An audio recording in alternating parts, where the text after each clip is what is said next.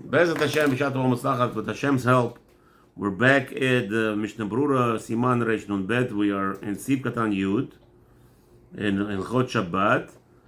We're going to dedicate the Shiur. Bezat Hashem, today is the 21st of Shvat, and today is Wednesday. I believe it's the Shloshim, the 30th day of Alav Shalom Binyamin Ben Abba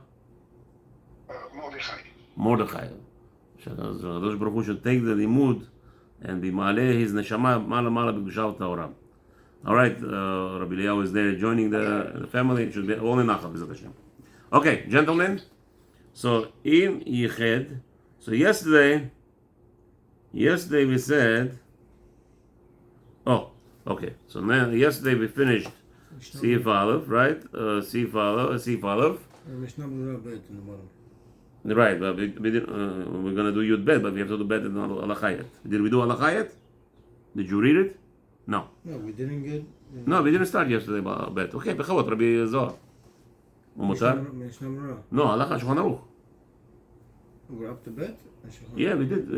Yeah, we did everything. We discussed yesterday. This Zohar, good you're asking. Maybe, I remember you had to go. So like this, yesterday we said, how come if I rent him a parcel, let's say I have a lot of merchandise, the guy has to go pick it up. So I said, I designated this parcel of land for the guy. He's going to pick it up even on Shabbat. Right? That was mutar. How come is that mutar? So he said it's not worse than like you rented anything to him. When you rent a land, or rent land specifically, when you rent him a car, it does not work all the time. When you rented him a lawnmower, no, because it's items that are tangible. They belong to you. People know it's yours. But when you rent him the land, it's his now. Why can't you rent him the car? So if it has your name on the car, we have a problem. Here he's coming on your property. He's coming to pick up his merchandise. Why is that allowed? So he said it's allowed because you rented him that. You dedicated that special section for him. And once it's land, that is not a problem. We're not worried about chshat. Because you rented it around to him. What happens with people that rent out equipment and vehicles? Okay, one more time. Tangible things doesn't work. It has to be only something that's rental on Shabbat is not a problem. Like the bathhouses, all these things. Same thing on this scenario here. You're allowed to rent out to him. But if you have a car rental, how do you Okay, so car rental, we said on Shabbat you're not allowed to rent it out. He has to come pick it up before Shabbat. He has to come pick it up before Shabbat. But here... Today everything is electronic. Right, before Shabbat. You're right, before Shabbat. Even on Shabbat. Okay, so still you're not going to be allowed. Because it's going to be sound like you rented to him on Shabbat. To come and pick it up. Only if he's coming to my house. On the Shabbat, he's not allowed to come. We said because it's tangible. In my house, but if it's somewhere away from my house. No, your business. Everybody knows this is your business, right? It says so for. Sorry, and that's I have a shayla for you to ask you. If you lend a car to somebody because he doesn't have a car, but he drives with it on Shabbat. Okay. You just lend him the car because he needed a car, but he's not Shabbat. Yeah, you're not at fault. If he didn't come to you on Shabbat to pick it up, it's not your fault. You gave it to him on Monday, he's driving at Shabbat. What's your problem? It's not your fault. Okay. Yeah. A friend asks you, you give him a car, what do you want? You're not the police officer of everybody. Somebody comes to you, he wants to pick it up on Shabbat, you have a problem. Or he tells you, I'm going to drive on Shabbat. No problem. Somebody's borrowing a car from you, khalas. If you want to lend it. Rental is much more of an issue. Lending is again, he cannot come to you on Shabbat to pick up the property. We spoke about that already. On Shabbat, he cannot come to pick up tangible items from you, which people might think that you're renting it to him on Shabbat, right? But here, you sold him merchandise and you put it and you dedicated in the driveway. You dedicated the area where you put the merchandise for him to pick it up. So now the rest yesterday Mishnah Berurah explained to us, it's like you rented it to him. So if you rented it to him, that's so you're not responsible for all the things that you rent to people out for tangible like property. I just don't understand the difference. There is a difference between land, because you don't own it anymore. Land, real estate, and cars. Land you don't own it anymore. Once you rent out the real estate, it's not yours. 1,000% it's not yours. meaning you have zero rights to it until the lease is expired. So how is it different with a car? The car is because it's tangible. Because it's tangible, it's your name on it. You cannot. He's allowed to rent on Monday and drive it on Shabbos because it's a rental. That's what you do. It's your business. But he cannot come on Shabbat to pick it up from your property. That's all. Interesting. He cannot come to pick up on Shabbat. You say, well, okay, because the people will say you sold it. Today, a lot of the car rentals, they're like in the airport.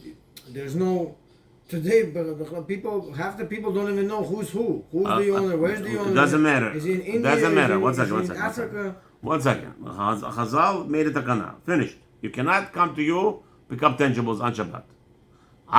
But if you sold him items and he's coming to pick up from his place, you put your items that you sold him on his property. What's your business? What's so hard to understand? Otherwise, how do we have chametz? A goy rented from me a whole warehouse. I have to go check out the chametz over there before Pesach? No, it's his. It's mine. It's his. It's tangible. There's different laws in tangible. That's why we're here. That's what Bishop Berurah explained to us yesterday. Rental property is his. Therefore, you have no problem. Even on Shabbat, he's going to come here to Maple Ridge, and I have in front of my yard, I have all his merchandise. Basically, any Jew that has a car rental or any kind of vehicle, construction vehicle, tools, any kind of things that you're renting out, they cannot come. Whether it's in business, whether you cannot have your business open on Shabbat. That's right. What's the problem with that? What is your nobody problem? Working. There's nobody working. The guy rented it. He paid. Yeah. He paid before Shabbat. Doesn't matter. We said he cannot come pick it up on Shabbat. That's right. He cannot come pick it up? No. He cannot come. You think about it. If it's open on Shabbat, yeah, whatever. No, because today everything is. I'm not in that business, but I'm saying I have friends that have car rental businesses. Remember, even it's not so simple like what you're saying. Car rentals, there have to be pictures, or returning, or picking up. There has to be, cannot be all automatic. It's not possible. Car rental, I just rented a U-Haul. I picked it up, we investigated, dropped it off, there is an inspection. Everything. Literally, I just took it for 2 hours. I brought it back right away. I got an invoice, $10. There was not enough gas. It was shaking. Anyway, I drove less than, literally, maybe half, not even a quarter mile. You think the gas tank moved? Didn't move a second. But no, the investment inspector, all right, okay. Right. The guy knows that I drove without filling it up. He knows it. Even though the thing didn't move. But it's a $10 charge. You have to do inspection. There is no such a thing as renting cars without inspection. Not shaykh. No, what they do is they fill it up and they check how much they filled up. And they charge it for it. I'm saying there's always inspections. It's not so posh as what you're saying. You can't have a business. Again, if it's in your property, and this everybody knows is your property, we're choshed that people coming that you rented with them on Shabbat, which is asur. But here you didn't rent anything. You sold merchandise. And you told the goy, come pick it up on this land. I dedicate this piece of land for you. That's what it means. Okay, let's say. Otherwise, you gotta get the goy partner, right?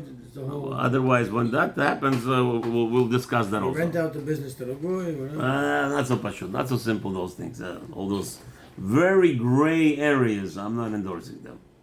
There are many rabbonim who love that gray area. Somebody told me yesterday. Somebody called me up. Rabbi, why you? We were learning about it. Having a goy. Yeah, but I'm saying. We went through it. What you just now said is not different. You said get a goy partner. If you start from the beginning, it's not a problem. Less of a problem. If you start from the beginning. Yeah, it's a less of a problem. Still a problem. There could be a lot of problems, but from the beginning. But the way that you came across, they told me get a goy partner after you already have a business. That's the klali. Issues are going to be issues. We spoke about that. Good. Okay, so what was it yesterday? Phone call? Somebody phone called me yesterday.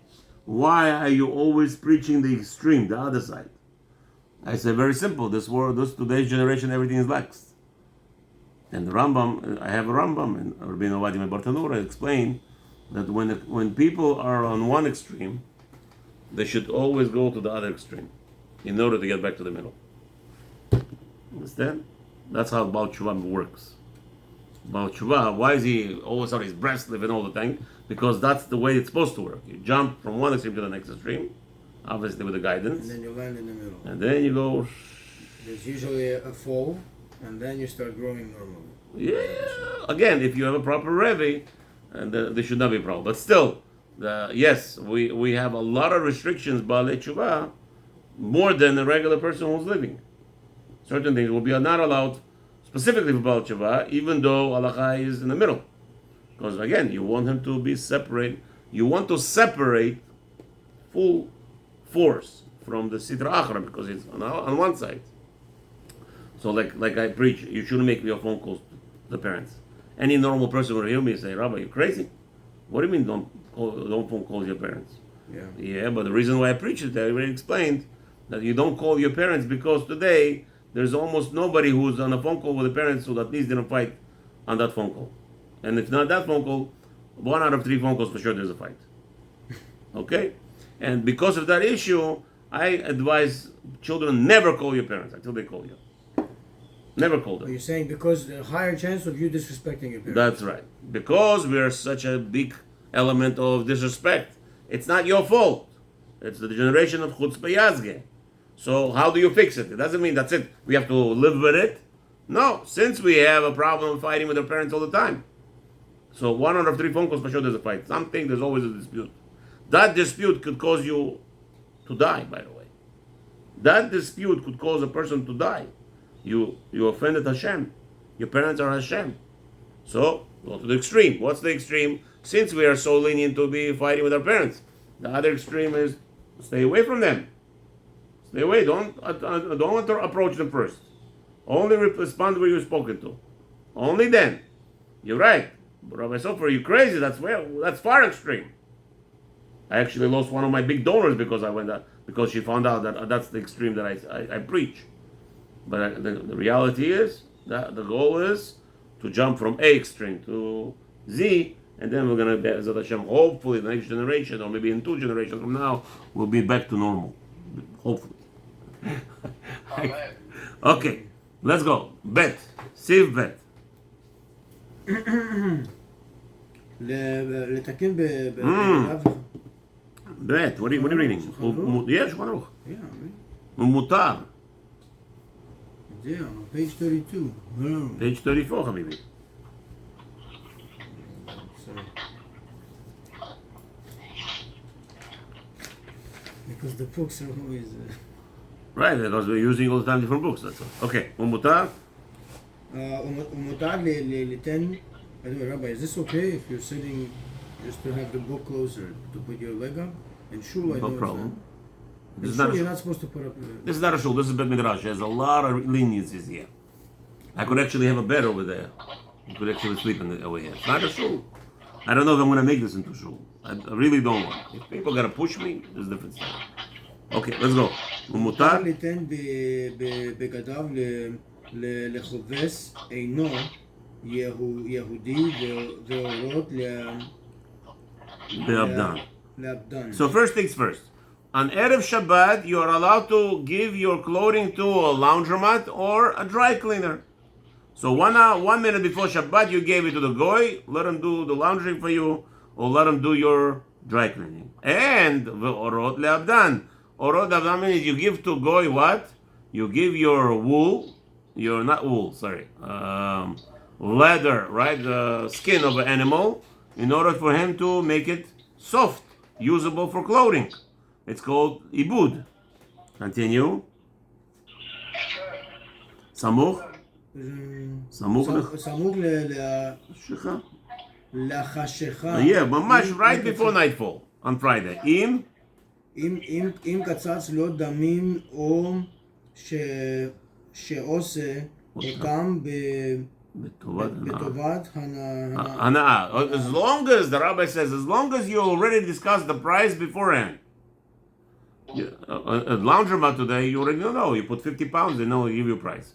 A dry cleaning also, they give you a price. Sometimes here in Florida, the customers you pay up front. It's amazing how they get away with things over here. In New York, you pay after the service is done. Here, you know why the service, they take money up front. Many people don't come back after their dry cleaning. Yeah, unfortunately. Yeah.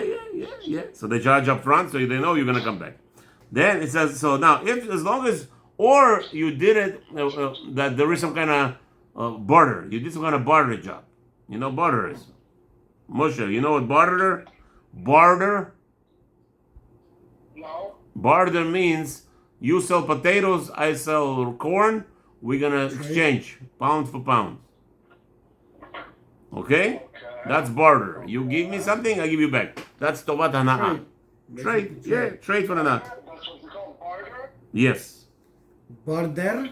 Barter. Oh, don't ask me. I'm running. Yeah, I don't know how to spell it. It's called barter. That's it. Barter. Barter. Barder. I think so. Bder. Barter. Or be or okay.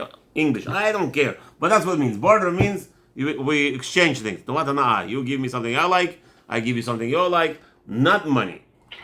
That's also acceptable. So that's Shulchan Aruch. Vehu. This is for what again? You gave him dry cleanings before Shabbat. You gave him your laundry to do before Shabbat. You gave him to work on your leather, hard leather to make it soft for you to make clothing. And so the guy will do it, or whatever needs to be done on Shabbat. So he says it's allowed. Why? As long as והוא שלא יאמר לו לעשות בשבת. As long as you didn't tell the guy to do it on Shabbat, so it's allowed. That's the main thing. Meaning you gave it to him, you signed the contract. I didn't get your punchline. The main thing is not to. You don't tell him to do it on Shabbat. You don't specifically. You give him dry cleanings. You don't say do it tomorrow or today, tonight. Correct. You don't say those words. Okay, v'gam. Now Shulchan Aruch continues. Why is allowed? Even v'gam. וגם שיעשה היינו יהודי המלאכה בביתו. Even if the goy will do the job in, sounds like your house. We have a problem. Remember, we have a problem with the bricks being done in your house was asur, right? The public things that people. So we'll see over here what it really means beveito. If it's done in a goy's house, for sure, it's not a problem. But the Shulchan Aruch says, and also even if the goy is coming to do laundry in your house, dry cleaning in your house, what is going on here? Okay, let's see. That's why there's a Mishnah Berurah here. And now Haggai is explaining more, deeper. Ve'im. ואם לא קצץ, אסור בערב שבת. Ramah says if you had not set a set amount for the project, you didn't give up a price. He didn't give you a price. On Friday, you're not allowed to do nothing, no business with the goy. Okay, on Friday, the whole Friday, if the job is going to be done before Shabbat, no problem, you're allowed to. The problem is if you're going to start a job on Friday, if you didn't agree on an set amount of the fee, you cannot give him to do it on Friday. Because for sure he'll do it on Shabbat, and it's like you're telling him to do it. We'll see. It's like he's working for you on a Sabbath. Mishnah Berurah, yes. ועיין לאל סימן ועיין לאל סימן רש מ"ז דאש חולקין אם עושה לו בחינם דהיינו בטובת הנאה. So here Ramah is up front. He's fighting Shulchan Aruch. He's telling you, no, it's not so simple. If there is a barter business, many are not agreeing with Shulchan Aruch. Many rabbis say it's not allowed to be done on barter because it's not a set amount of money. Okay, now there's a difference. There's a difference. You're giving me 3 apples, I'm giving you 3 potatoes. Good. So that Ramah says, good. Because the Mishnah Berurah will tell us, but it makes sense a little bit if you think about it. When there is money involved, you know the guy is doing it and he's just rushing it. He could do it later, but he's rushing the job because of money. Money is always the king. Potato is not a king. Even though the guy may even want the potatoes more than the money. But there's something about money that has so he says that because it's barter is not real money. And it's because not real money, there's many rabbis who disagree with Shulchan Aruch. You cannot do things on barter started on Friday. that will not be finished before Shabbat. So let me give you a modern day example. Let's You see. can't tell a salesperson you close a contract by Monday. You win an iPhone. Okay. Or you Why win- not? Why can't you say that? That's good. He's He gonna doesn't- work. He's not gonna work. You on know he's Shabbat. gonna work on Shabbat. That's not your business. That's not what you said. You to know him. he's gonna work on Shabbat. You didn't say to him to work on Shabbat. You told him to finish by Monday. That's plenty of time. There's Okay. Sunday, Motzei Shabbat. There's Sunday. There's Monday. What do you want? Motzei Yes. Shabbat, Sunday morning. There's plenty Okay, of so what time. if I tell him by Sunday morning? Doesn't matter. There's still plenty of time. Friday morning? You cannot I tell say him by Motzei Sunday Shabbat. morning. Right. You cannot tell him Motzei Shabbat. You cannot say by Motzei Shabbat. That is, you're telling him to do it on Shabbat. The fact that you told him Sunday morning, that doesn't mean he has to work on Shabbos. Plenty of time.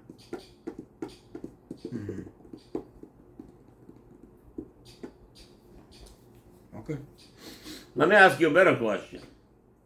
Since we're talking about the salespeople, there is an element that there's a heter that gives permission for a stockbroker to close the deals for you, even on Shabbat.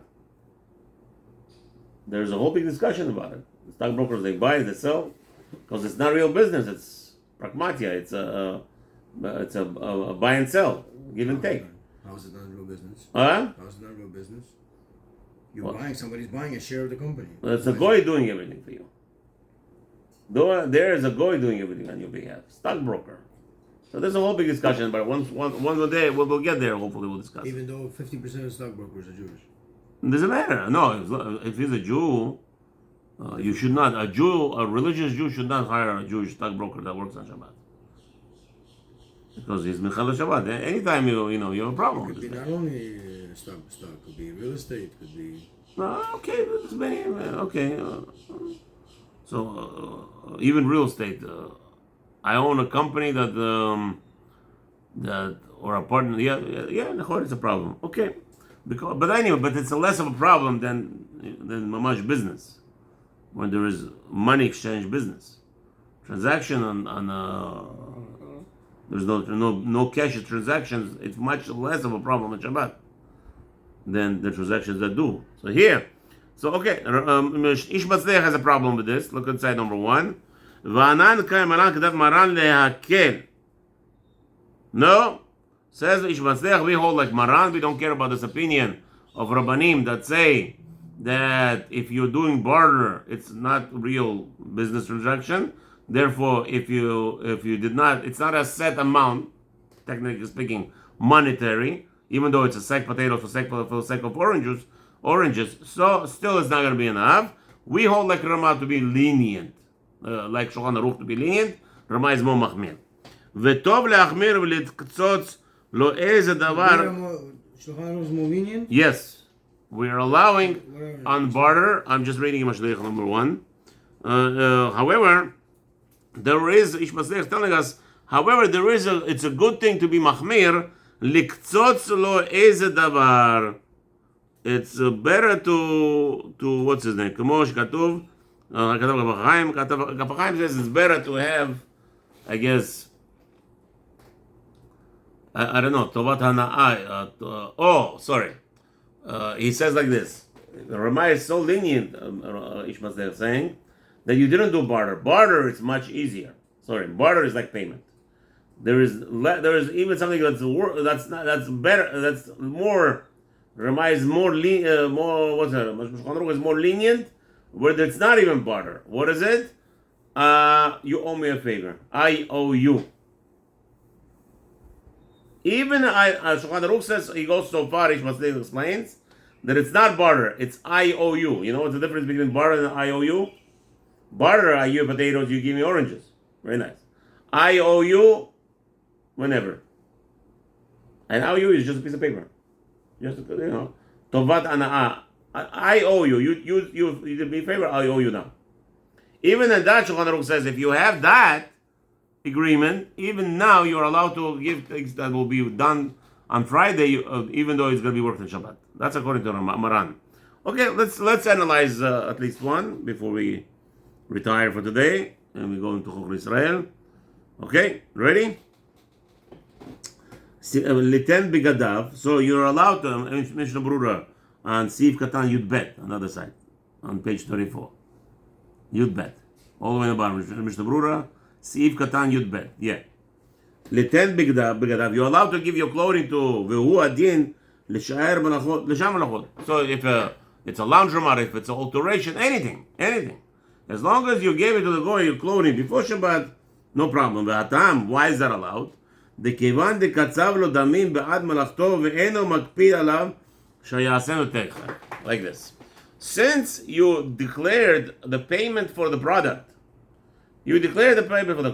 product, that in itself is telling us you really don't care when he does it. Once there is a set price. So once there is a set price, he doesn't care. The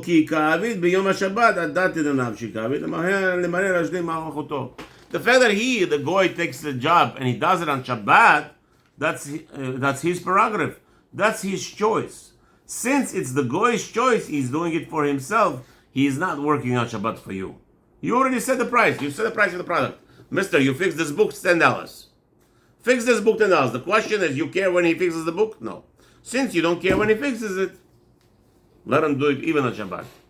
Okay? Baruch Adonai le'olam amen v'amen. Those who need to make parnasah, they ought to make parnasah b'nachat b'shavah b'simcha u'betuv levav without any problems and good health. Okay, Rav Moshe? Amen. We'll continue tomorrow. Thank you so much, Rabbi. Thank you very much. Moshe, we're gonna do quickly a quick Gemara and Zohar Kadosh if you want to. 10 minutes. I mean, until I get to the office, I have no problem. I want you guys. Okay, let's go. What are we doing right now? We're doing yes, we're doing Holy Sarah. Zohar, what are we doing now? Zohar. You brought me a book? Yeah. Okay, let's go. Rabbi, you want to just like